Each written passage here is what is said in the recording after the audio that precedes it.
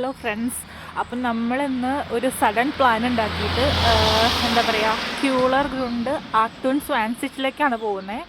എന്തൊക്കെയാണ് അവിടെ ഉള്ളതെന്ന് എനിക്ക് വലിയ കാര്യമായിട്ടുള്ള പിടിയില്ല, എന്നാലും നേച്ചർ റിലേറ്റഡ് ആണ്.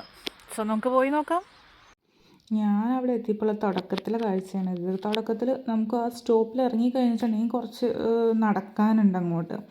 അപ്പോൾ നടക്കുമ്പോഴത്തേനും സ്ട്രെയിറ്റ് റോഡാണ്. അപ്പം മൊത്തം നമുക്കൊരു വലിയൊരു കാടിൻ്റെ ആംബിയൻസ് ആണ്. അങ്ങനെ അറ്റ്ലാസ്റ്റ് ഞാൻ അവിടെ എത്തിയപ്പോൾ കണ്ടത് ഇങ്ങനെ ചെറിയ ചെറിയ നല്ല അടിപൊളിയായിട്ടുള്ള ഫ്ലവേഴ്സാണ്. യെല്ലോയും വൈറ്റും ഒക്കെ കൂടിയത്. അതായത് ഈ സീസണിൽ മാത്രം ഇവിടെ കാണുന്ന ഫ്ലവേഴ്സാണ്. ചെറുതാണെങ്കിലും നല്ല ഭംഗിയുണ്ട്.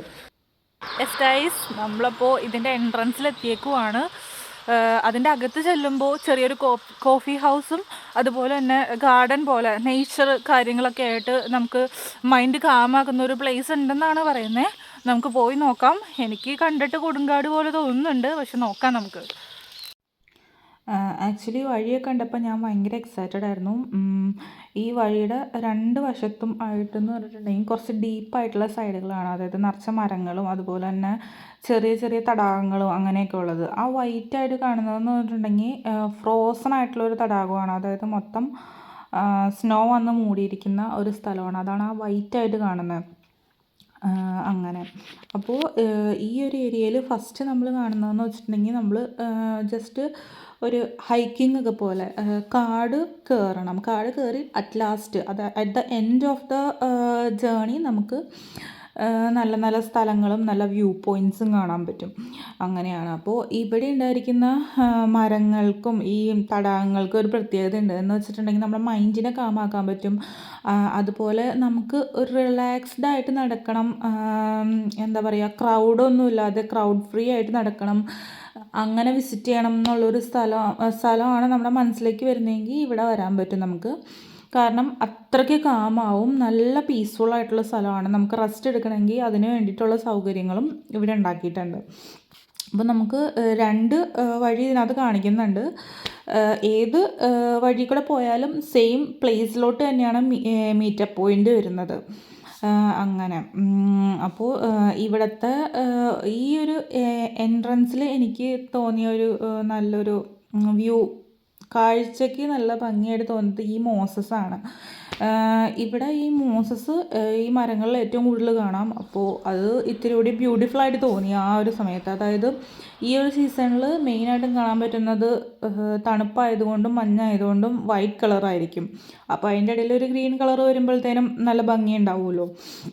പിന്നെ എനിക്ക് ഈ വഴിക്കൂടെയൊക്കെ നടന്നപ്പോൾ തോന്നിയൊരു കാര്യം എന്ന് പറഞ്ഞിട്ടുണ്ടെങ്കിൽ, ഇവിടെയൊക്കെ രാത്രിയായി കഴിഞ്ഞിട്ടുണ്ടെങ്കിൽ ഹൊറർ മൂവീസൊക്കെ ഷൂട്ട് ചെയ്യാൻ വേണ്ടി അടിപൊളിയായിരിക്കും. നല്ല പ്ലേസ് ആയിരിക്കും. കാരണം അത്രയ്ക്ക് നല്ല ആംബിയൻസ് ആണ്. അപ്പോൾ ഇതൊക്കെയാണ് അവിടുത്തെ കാഴ്ചകൾ. പിന്നെ ഞാൻ കുറേ ഫോട്ടോസൊക്കെ എടുത്തു. അങ്ങനെ നമ്മൾ ഇങ്ങനെ വഴി കൂടെ നടക്കുമ്പോഴത്തേനും ചെറിയ ആർച്ച് പോലെ, അതും മരങ്ങൾ ഇങ്ങനെ ചെറിയ ചെറിയ മരങ്ങൾ ആർച്ച് പോലെ നല്ല ഭംഗിയിൽ പിടിപ്പിച്ചിട്ടുണ്ട്. അതുപോലെ തന്നെ ആ മോസസൊക്കെ കാണുമ്പോഴത്തേനും നല്ല ഭംഗിയാണ് കാണാൻ.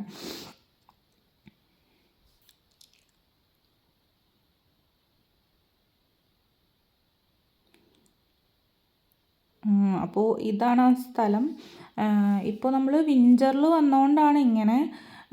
ഇനിയിപ്പോൾ സീസൺ ഒന്ന് ചേഞ്ച് ആയി കഴിഞ്ഞിട്ടുണ്ടെങ്കിൽ ഇവിടെ മൊത്തം ഈ മരത്തിൻ്റെ ആംബിയൻസും കളറും ഫുൾ മാറും. അതായത് ഇലകളൊക്കെ വന്ന് ഒന്നുകിൽ കളർഫുള്ളായിട്ടുള്ള ലീവ്സ് അല്ലെങ്കിൽ അങ്ങനെയുള്ള കാര്യങ്ങളൊക്കെ ആവും.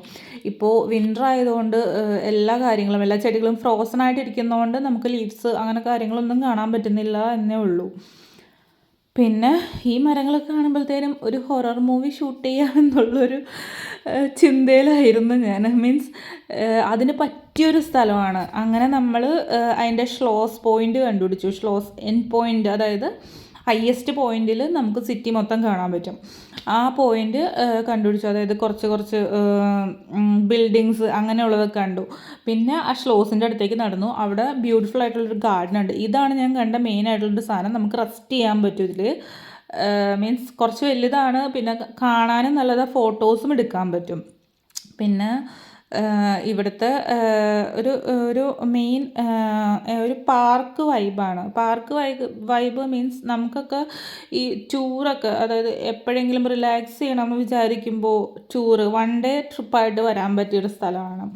പിന്നെ വിൻ്ററിലല്ലാതെ അതർ സീസൺസിൽ വരുവാണെങ്കിൽ കുറച്ചുകൂടി ബ്യൂട്ടിഫുൾ ആയിരിക്കും. കാരണം ഇപ്പോൾ ഈ കാണുന്നതൊക്കെ ഗാർഡനാണ്.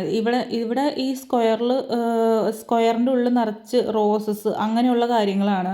പക്ഷേ വിൻ്റർ ആയതുകൊണ്ട് ഈ ചെടികൾ മൊത്തം ഫ്രോസണായി നിൽക്കുവാണ്. അപ്പോൾ അതുകൊണ്ടാണ് കളർലെസ്സായിട്ട് തോന്നുന്നത്. പക്ഷേ ഒരുവിധം നല്ല ഒരു വ്യൂ ആണ് ഏറ്റവും ലാസ്റ്റ് പോയപ്പോൾ കിട്ടിയത്.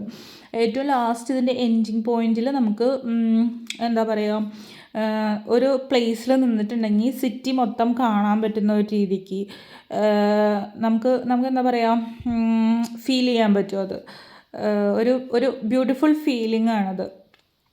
അപ്പോൾ ഇതൊക്കെയാണ് ഇവിടുത്തെ വ്യൂ. പിന്നെ എന്താ ആ സ്റ്റെപ്പ് ഇറങ്ങിയിട്ട് വേണം നമുക്ക് അങ്ങോട്ട് പോകാൻ വേണ്ടിയിട്ട്, വ്യൂ കാണാൻ വേണ്ടിയിട്ട്.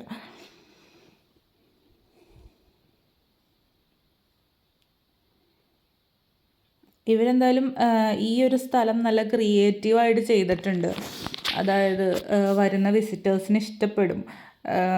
മീൻസ് വീണ്ടും വീണ്ടും വരും അവിടേക്ക്.